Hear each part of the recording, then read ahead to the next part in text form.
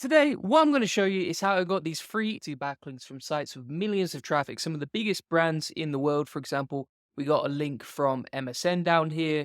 We got some backlinks from New York Post, Daily Express, Daily Mail, etc. Let's open this bad boy up and see what's popping. So if we go on this particular link, you can actually see that it's linked to me directly. It's actually mentioned me right at the top of the article. And then, if we let's check out another one. So this is a link from the New York Post. So you can see there's a legendary Julian Goldie mentioned here with a cheeky quote. And it even calls me an SEO expert inside the anchor text, which is quite nice and flattering. It's good for the old ego as well, I'm not going to lie to you. And if we click open this link, you should be able to see here that it links directly to my website, my homepage, juliangoldie.co.uk. I'm going to show you how I built all of these backlinks today. I'll get into that. I'm going to break it down into a step-by-step actionable process that you could just steal from me if you want to. Now, additionally, when we look at the backlinks, for example, this backlink from New York Post, as you can see, which again is a huge, huge brand. Like this is top tier backlinks. You can see here, for example, we'll check the href, the code, and the backlink is a do follow backlink. So these links that we're getting are not just free. They're not just linking to my homepage. They're not just including relevant anchor text. They're not just from some of the biggest brands in the world, but they're also from sites that are super high domain authority, super high domain rating, and getting millions of traffic. So, for example, if we go to the New York Post, we'll check out this website and just check the metrics. So, yeah, DR91 over there, 12.2 million traffic. Google obviously likes it, 6.1 million keywords that it's ranking for. It's not like you're just getting backlinks from a cheeky link farm. This is something really, really, really high authority. Some of the best and finest links I've ever seen, to be honest with you. And so if we scroll down the list, these are all just from like 2 days ago, 1 day ago. So they all sort of happened over the span of 48 hours.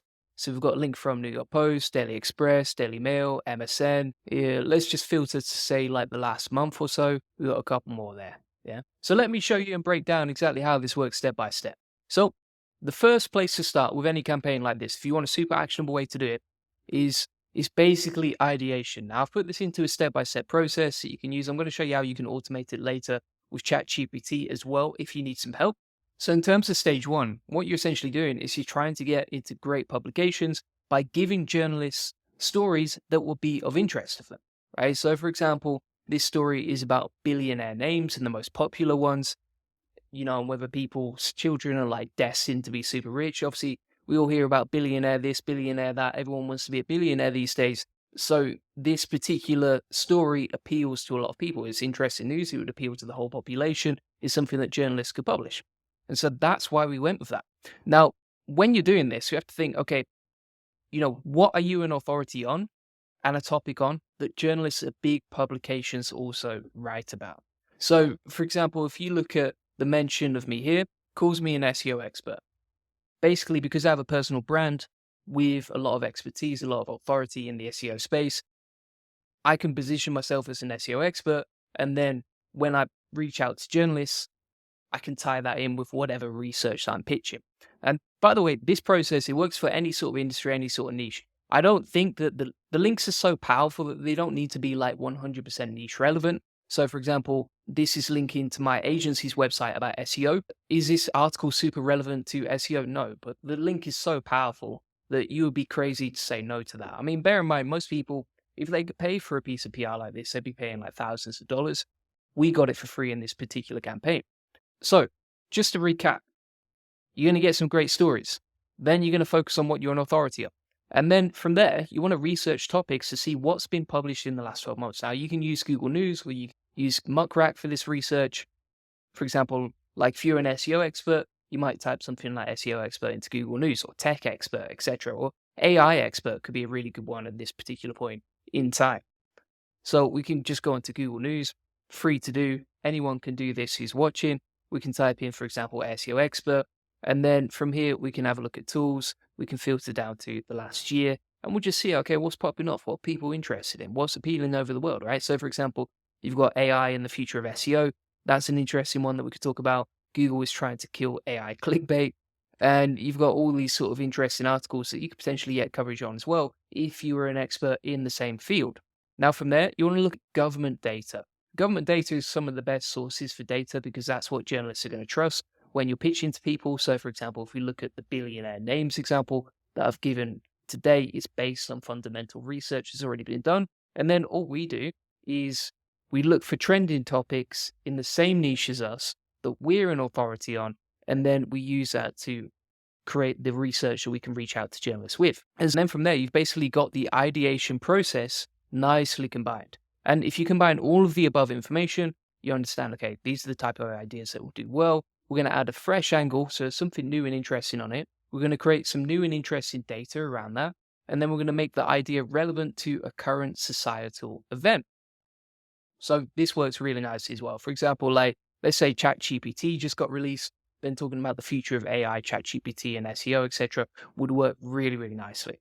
And you can basically implement that for any single industry, any single website, whatever you're talking about, whatever you want to get featured on, etc. And bear in mind, like it's all about perception. So it's quite easy to pop up a website like you can see right here and just position yourself on an expert on whatever you want to get press release about. Now, obviously, if you're doing this, you want to make sure you actually are an expert, but that's how stage one of the process works. And this works in 4 simple steps. So the first step is ideation. We'll come on to the next ones as well. And then after that, what I'm going to show you is how to automate this with ChatGPT. So now let's move on to the process of production. So at this point, you want to gather data, analyze it, and then find interesting stories within it. And you're going to write an interesting press release that clearly states the story, what's going on, etc. Now, in terms of gathering the data and analyzing it, where can you find that? So one of the places that we always used to go for public statistics and government data is a place called ons.gov.uk. Now, this is really good because it gives you a lot of data. It's based on a ridiculous amount of records. I mean, for example, you can see all this data, the census. So, for example, you see the census data on employment rates, inflation, GDP, UK population. These are all topics that will be quite hot right now in the press to get some PR, right? And so if you want to find a specific type of data in whatever industry you're in, for example, business or tech, we can type that into ONS, like you see right here, and we can get all the latest data and information. Now, you can see you can sort between relevance. You probably want to go for release date and then just find something relevant to you. Now, if you can't find that, there's loads of other website government statistics. The good thing about government stuff is usually those statistics are open, and then it's up to you to figure out, okay, how do I analyze that data and create something of use and value with an interesting story? The story is the most important part because you're linking the data together with what you're an authority on and trying to create something interesting that's going to attract attention. So, for example, we were talking about like billionaire names before. If you collated all the data for the names themselves aren't that interesting, but if you can say like, right, these are the top 10 names, and that's how people can figure out whether they're going to be rich in the future or not, like it's an interesting story that would appeal to millions of people, right? Millions of parents out there. And then you want to write the press release based on the data and the story that you create. Now, this part of the process is based on our team's work.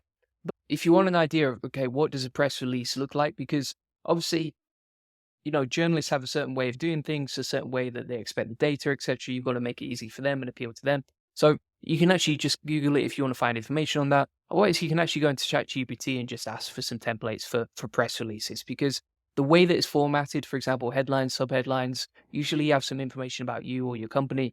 So here's an example. You can get some examples on like Canva as well for templates on how to do that.